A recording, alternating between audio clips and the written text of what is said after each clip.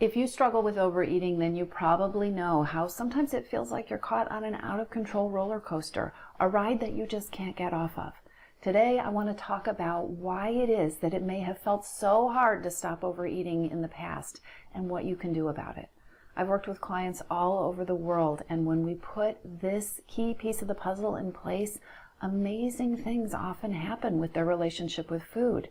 It's absolutely possible for your cravings to go away, your urges to overeat to disappear, and it has absolutely nothing to do with a specific food plan or a diet.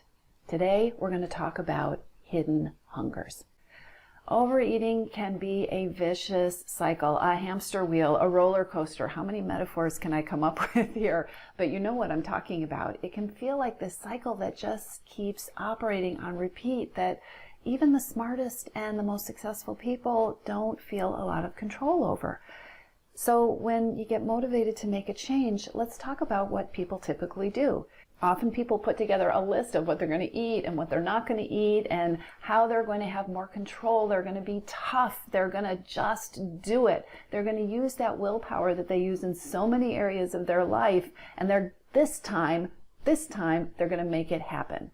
And it lasts maybe for a day, maybe for a couple of hours, maybe for 6 weeks, but eventually it falls apart. Why does that happen? And if you struggle with overeating, why do you keep ending up at the same place, probably feeling more discouraged each time and maybe having more weight that you're carrying around with you each time you go through the cycle? Well, this has to do with hidden hungers. Hidden hungers is a term that I coined to encompass the reasons that food can have so much power over us.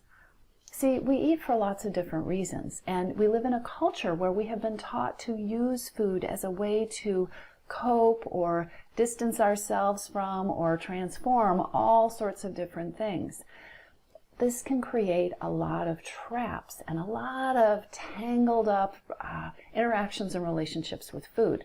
This is especially true if you are a busy person who expects a lot of yourself, who's trying to get a lot of things done.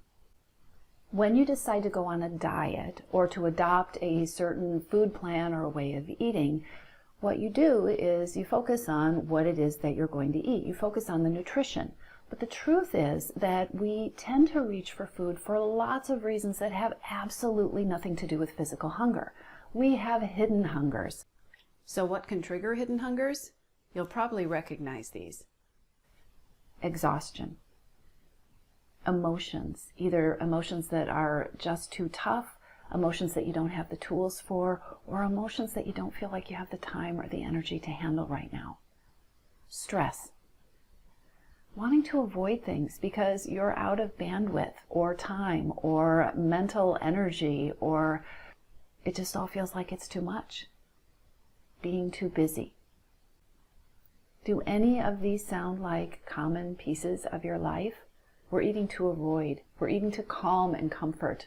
We're eating to energize. We're eating to reward ourselves. We're eating because we have hungers that haven't been fed. Now here's the thing. If you decide you're going to stop overeating and you ignore these hidden hungers, you ignore the fact that you're exhausted and you're stressed and you have tough emotions and you're too busy and you just don't want to take on one more thing, how successful do you think the best food plan in the world is likely to be?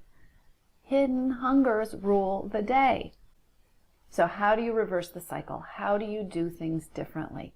The very first key piece of this is to start paying attention to your own hidden hungers. What are you using food as a substitute for? Where is food acting as a Band-Aid? What are you really hungry for that you maybe haven't been paying attention to or haven't known how to deal with?